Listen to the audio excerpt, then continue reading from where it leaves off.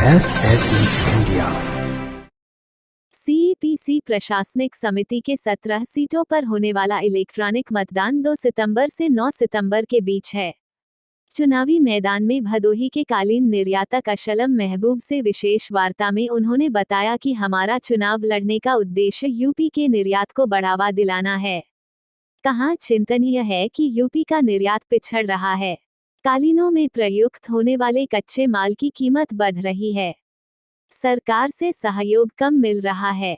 उद्योग आगे बढ़े, सरकार से सुविधा बढ़े, इसके लिए चुनाव मैदान में आया हूँ।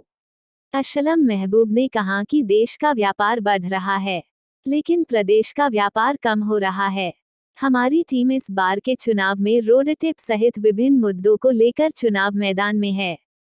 हमारी टीम में यूपी से लेकर दिल्ली तक के सभी सीटों पर मजबूत प्रत्याशी है। टीम में सूर्यमणि तिवारी, वासिफ अंसारी, अनिल कुमार सिंह, फिरोज वजी, श्रीराम मौर्य, असलम महबूब, रोहित गुप्ता, इम्तियाज अहमद, दर्पण बरनवाल, कुलदीप वाटल, गुलाम नबी भट्ट, शेख आसिक, कैप्टन मुकेश, महावीर राजा शर्मा, बोधराज मल्होत्रा, विजेंद्र सिंह जगलान आदि शामिल है। माननीय सचिव हैं और इस बार सीपीसी प्रशासनिक समिति के सदस्य के चुनाव लड़ रहे हैं।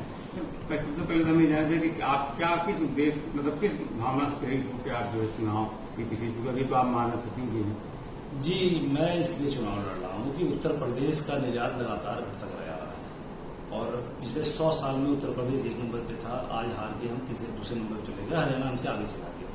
हरियाणा अच्छा ऊपर चला गया, उसका मैं उनको बधाई देता हूँ, मगर हमारा व्यापार क्यों घट रहा है उस पर हमको जरूर चिंता है। और इसलिए हम इलेक्शन लड़ना चाहते थे कि जो कोविड एरा के अंदर जो हमारे यहाँ प्रॉब्लम आ रही है, रॉ मटेरियल का रेट बढ़ रहा है, ट्रांसपोर्टेशन महंगा हो रहा है, वीवर्स कम हो रहे हैं, वेजेस बढ़ते चले जा रहे हैं और सरकार की तरफ से हमारे पास सहयोग कम होता चला जा रहा है। इस सहयोग कैसे हमारा ज़्यादा हो, ये इंडस्ट्री कैसे आगे बढ़े, जो लेबर का पलायन है वो कैसे रुके, नए वीवर्स कैसे आए, इसका हम प्रयास सीपीसी के थ्रू करना चाहते हैं। एक माह के सीमित संसाधन की वजह से एक माह के अंदर वो पॉसिबल नहीं हो पा रहा था, तो इसलिए मुझे सीपीसी के अंदर आने के लिए कोशिश कर रहा हूँ। अगर मैं जीतता हूँ, मैं जरूर प्रदेश सरकार पे और केंद्र सरकार से कोशिश करूंगा कि चीजें हमारी बेहतर से बेहतर।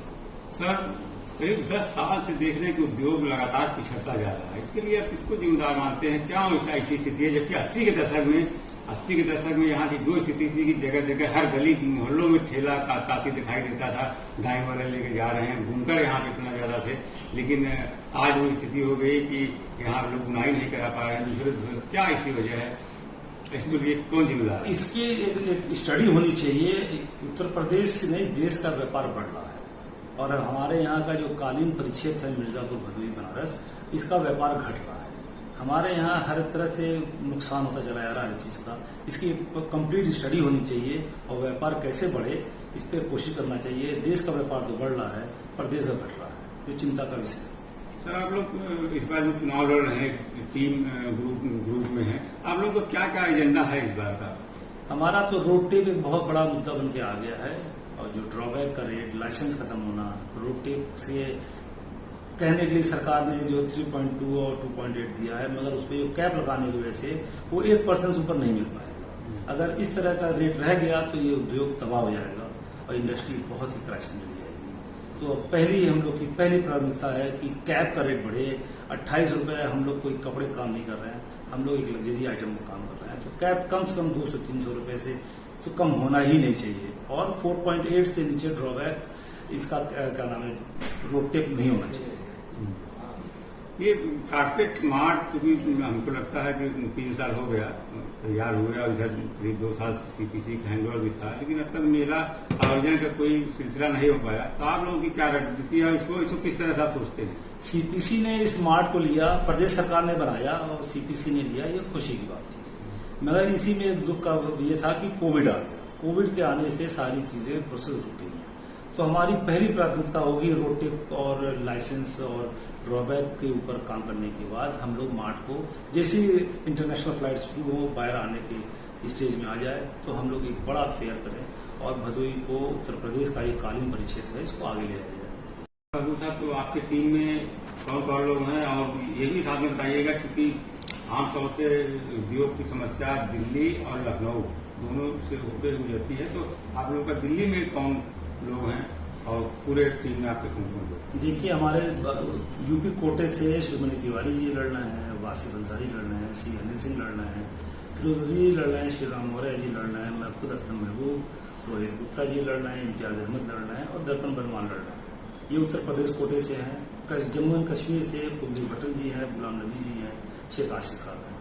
दिल्ली में कैप्टन मुकेश साहब हैं, राजा शर्मा जयपुर जी से हैं, बी आर मल्होत्रा जी दिल्ली से हैं और कैप्टन जगलन जो है पानीपत से हैं। तो ये जब तक दिल्ली की मजबूत टीम नहीं रहेगी तो दिल्ली में कोई काम हो नहीं पाएगा। और दूसरे गुट की मैं नाम लेना चाहता था, तब भी मैं कहना चाहता हूँ कि सामने जो एक गुट दूसरा बन के आया है उसमें कोई भी दिल्ली का रिप्रेजेंटेशन नहीं है। वहाँ पे एक लोग बीकानेर से हैं, एक लोग पानीपत से हैं। वो लोग अपने एरिया से बाल खाएंगे तो दिल्ली में बाल रखेगा वो। मगर हमारे यहाँ ये हम कह सकते हैं कि दिल्ली का भी रिप्रेजेंटेशन होगा, यूपी का भी होगा, कश्मीर का भी होगा, जम्मू का भी होगा, पानीपत का भी होगा और हमारे पास ऐसे चेहरे हैं जो उठाएंगे। उत्तर प्रदेश में सुमनी तिवारी जी हैं और हम लोग खुद लोग हैं जो उत्तर प्रदेश सरकार से लगातार बात करते रहेंगे। जो भी मुद्दे आएंगे हम लोग जरूर इसको सॉल्व करेंगे, प्रदेश सरकार में भी और मजबूत टीम की वजह से हम लोग दिल्ली में भी इसको सॉल्व करेंगे।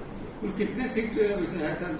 टोटल 17 सीट है और इसमें 17 में कोवा मेंबर जीतने के बाद, सीओ जीतने के बाद अपना फर्स्ट वाइस चेयरमैन तय करेंगे जो आगे चल के चेयरमैन। सुनो, चैनल को सब्सक्राइब करो, उसके बाद घंटी बजा देना ताकि अगली वीडियो आपसे मिस ना हो पाए। Thank you.